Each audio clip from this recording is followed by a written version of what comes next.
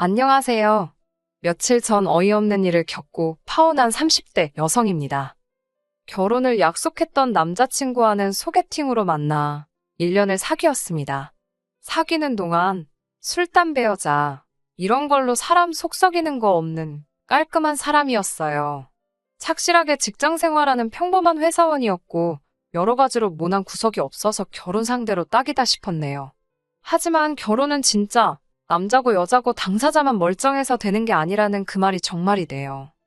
남자친구에게는 4살 어린 여동생이 있어요.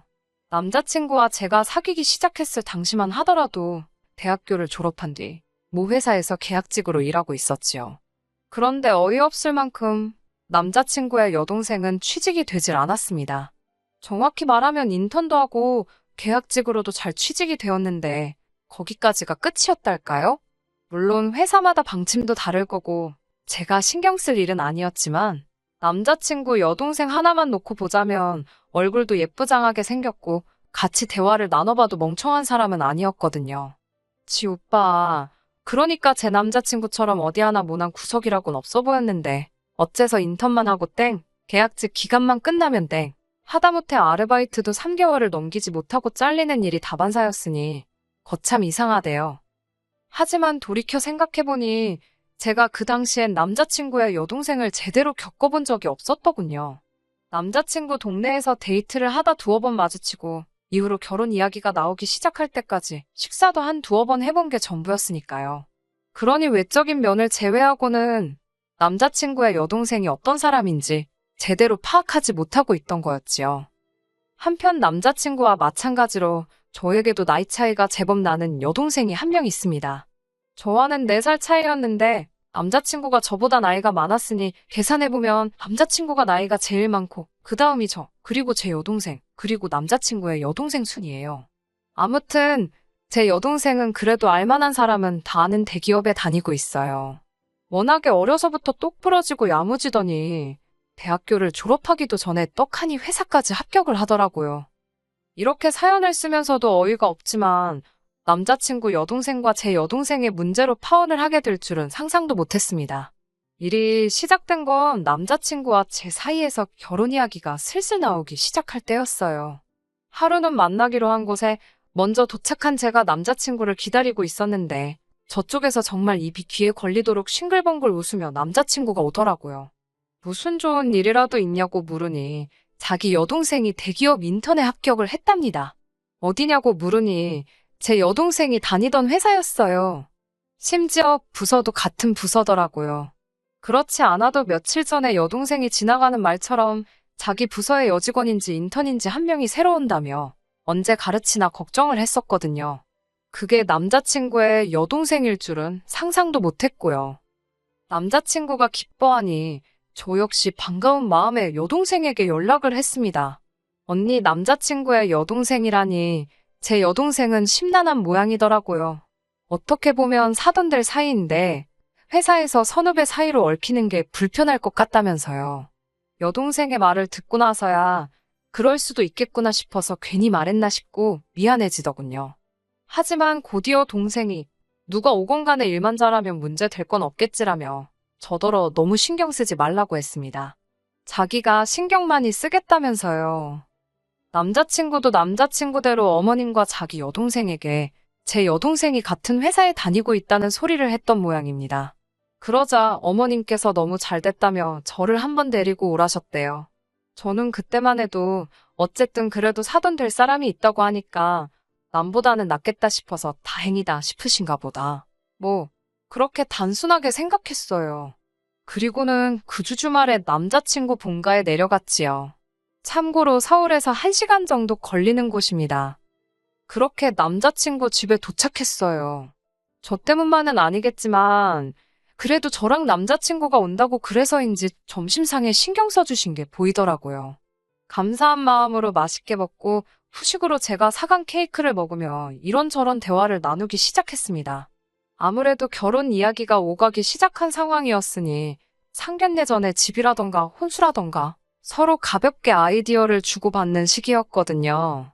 그런데 어머님께서 무슨 할 말이라도 있으신 듯 한참 뜸을 들이시더니 저에게 부탁 하나만 하면 안 되겠냐 하셨습니다.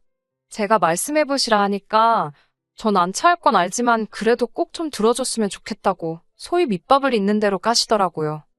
어머님께서는 남자친구 여동생 이야기를 꺼내시면서 혹시 인턴 계약 기간 2달 동안 저와 여동생이 사는 그 집에 남자친구 여동생도 같이 데리고 있을 수 있겠냐고 물어보셨습니다. 생각지도 못한 어머님의 말씀에 저는 무척 당황했지요. 기간이 짧다 보니 어디 월세를 구해줄래도 마땅치가 않다고 하시면서 같은 여자고 회사도 갔다 하니 당신이 걱정 없이 믿고 보낼 수 있겠다며 어떻게 좀 안 되겠냐 하셨습니다.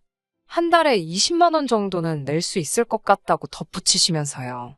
솔직히 불편할 걸 생각하면 20만 원은 택도 없는 금액이었지만 그 자리에서 싫다 하기도 난처했고 아무튼 저 혼자 결정할 수 있는 일이 아니라서 시간을 달라 했습니다. 저도 동생과 상의를 해봐야 할 것 같다고요. 어머님께선 거의 된 거나 마찬가지인 것처럼 좋아하셨는데 어찌나 불편하고 부담스럽던지요. 집으로 돌아오는 길에 남자친구에게 어머님께서 이런 이야기 하실 거를 알고 있었냐 물으니 솔직히 예상은 했는데 진짜로 물어보실 줄은 몰랐다는 앞뒤 안 맞는 소리나 하더라고요. 이미 들은 걸 따져서 뭐하나 싶다가 문득 남자친구랑 사는 건 안 되나? 그런 생각이 들었어요. 남자친구도 자취 중이었으니까요. 그런데 남자친구 말이 아무리 그래도 남녀 7세부 동석이라는데 어떻게 여동생이랑 원룸에서 같이 지내냐입니다. 아니 남자친구 말이 아주 틀린 건 아니었지만 이러지도 저러지도 못하는 이 상황이 어찌나 답답하던지요. 그렇게 집에 도착하니 여동생이 야식 먹고 싶어서 안 자고 기다렸다며 현관을 열어주더라고요. 하지만 곧이어 잿빛으로 변한 제 얼굴을 보고는 예비 시댁에서 안 좋은 소리라도 들었냐며 걱정을 해주었습니다. 저는 어머님으로부터 들은 이야기를 솔직하게 털어놓았어요. 그러자 여동생도 잠깐 난처한 표정을 짓더니 2달만 있으면 되는 거냐고 되묻더라고요. 그리고는 여동생이 하는 말이 어차피 언니 결혼하면 싫으나 좋으나 봐야 할 사이인데 굳이 얼굴 붉힐 일은 없어야 하지 않겠냐며 알겠다 하더라고요. 저는 여동생에게 너무 고마웠고 동시에 미안했습니다. 변명같이 들릴 걸 알지만 언니로서 칼같이 싫다고 안 된다고 끊어냈다면 가장 좋았겠지요. 하지만 그때 저로서는 결혼을 앞두고 시어머니 될 분에게 좋다 싫다 의견을 밝히는 게 쉽지 않았답니다. 그렇게 첫 출근을 코앞에 둔 남자친구 여동생이 저희 집으로 들어오게 되었어요. 원래는 저와 여동생이 각자 방을 따로 썼는데 제 방을 남자친구 여동생에게 내주고 저와 여동생이 한 방을 쓰게 되었습니다. 저는 남자친구 여동생에게 몇 가지 기본적인 규칙을 일러주었네요. 절대 방 안에 있는 물건에 손대지 말고 전자담배라도 집안에서는 흡연하지 말라고요. 야근이 잦은 제 동생은 정말 집에서 거의 잠만 자다시피 하기 때문에 그 시간만큼은 조용히 해줘야 한다는 것도요. 정말 기본적이고 상식적인 것들 뿐이었어요. 하지만 남자친구 여동생은 제가 생각했던 것과는 달리 아주 개차반이 따로 없대요. 처음 이사 오고 이튿날 친구들을 만난다며 나가더니 새벽 3시가 다 되어서야 기어 들어오더라고요. 말 그대로 고주망태가 되어서 네 발로 들어왔습니다. 당연히 저도 제 여동생도 잠을 설쳤고 있는 대로 예민해졌지요. 오전 11시가 넘어서야 일어난 남자친구 여동생은 저더러 혹시 국 좀 끓여주면 안 되냐길래 그런 거 끓일 줄 모르니까 먹고 싶으면 나가 사 먹으라 했습니다. 솔직히 잠깐 끓여줄까 생각도 했지만 이게 나를 뭘로 보고 이러나 싶은 생각이 더 컸기 때문에 해주기가 싫더라고요. 그러자 남자친구 여동생이 언니는 그런 것도 못 끓이면서 무슨 결혼을 한다고 그러냐며 빈정거리더군요. 어쭈, 이것 봐라 싶어서 어제 어떻게 들어왔는지는 기억나냐고 오빠한테 말해야겠다고 하니 그새 또 꼬리를 내리고는 한 번만 비밀로 해달랍니다. 다시는 이런 일 없게 하겠다고요. 저는 아가씨가 어떻게 살든 간섭할 생각은 없지만 최소한 지켜달라 한 건 지켜달라고 한 번 더 확실히 일러두었지요. 하지만 남자친구 여동생의 도넘은 행동은 여기서 끝이 아니었습니다. 출근을 하루 앞두고 남자친구 여동생이 제 동생에게 혹시 다음날 출근할 때 자기를 태워줄 수 있는지 묻더라고요.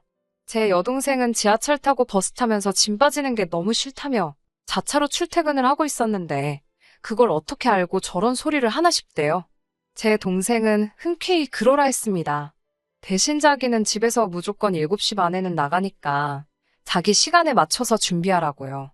남자친구 여동생은 너무 고맙다면서 그러겠다 했는데 솔직히 중간에서 모든 상황을 지켜본 저로서는 과연 가능할까 하는 의구심을 갖게 되었지요.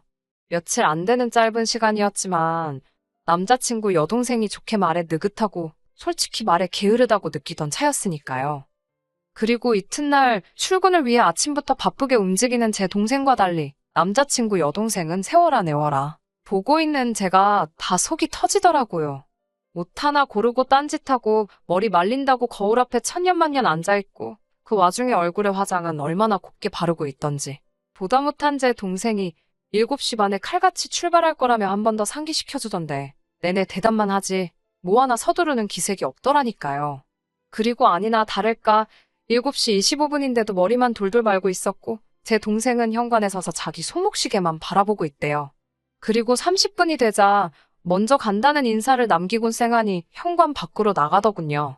그제서야 남자친구 여동생이 옷을 입으며 언니 진짜 갔냐고 현관에 대고 소리를 고래고래 지르는데 그러더니 저를 보고는 빨리 가서 제 동생 좀 붙잡아 달랍니다. 제 동생 차 안 타면 자기 첫날부터 지각이라면서요. 저는 어깨 한번 으쓱하고는 둘이 알아서 하라고 했지요.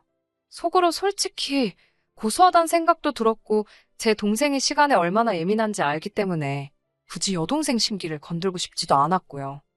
7시 45분이나 돼서야 현관을 나서던 남자친구 여동생이 저 들으라고 그런 건지 혼잣말 치고는 좀 큰 소리로 비속어를 섞어가며 치사하다 어쩌다 궁시렁거리더라고요.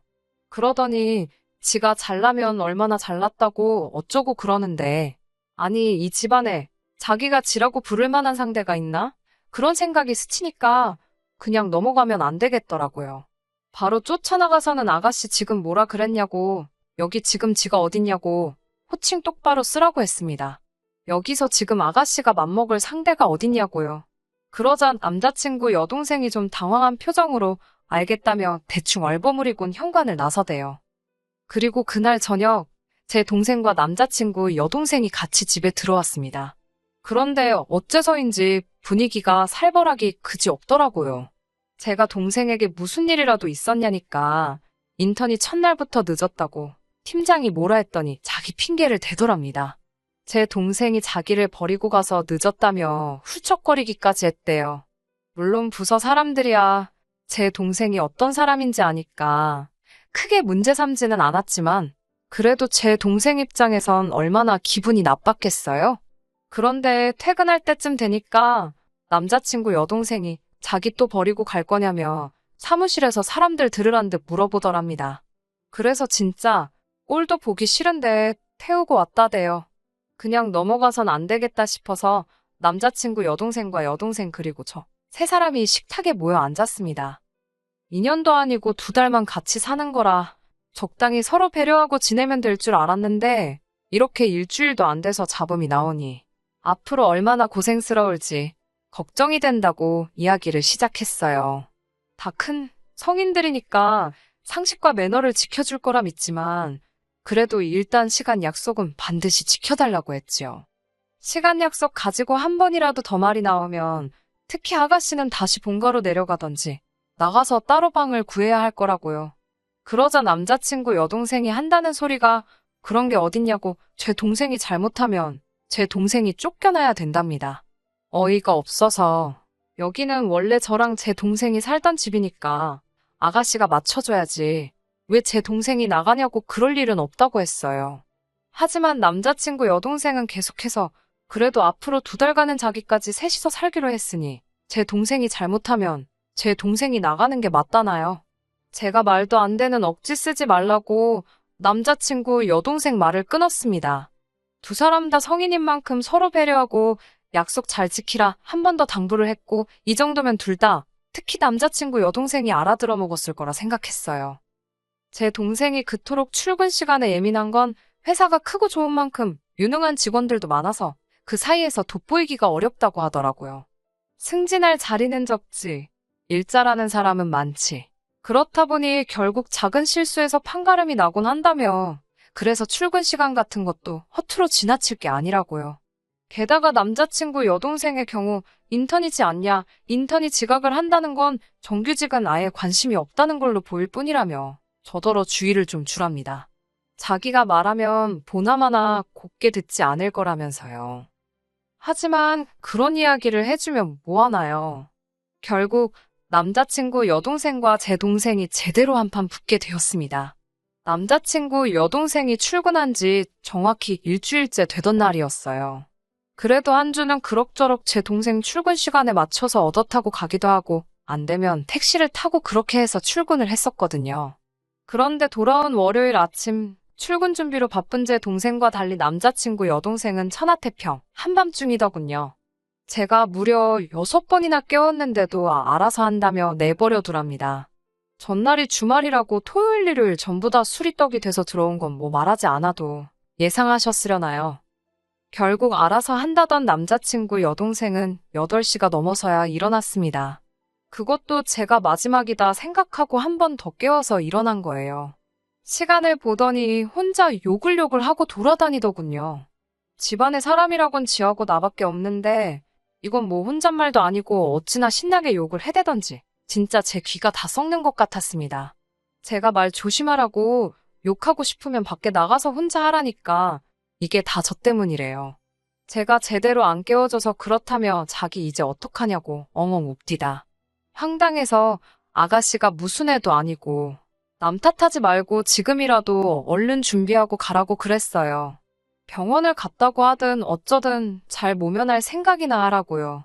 그러면 상식적으로 대충 눈곱만 떼고라도 일단 최대한 빨리 회사에 가야 할 것 아닌가요? 그런데 그 와중에 30분씩 샤워를 하고 얼굴에 그림 그릴 거 다 그리고 보는 제가 다 속이 터지더라고요.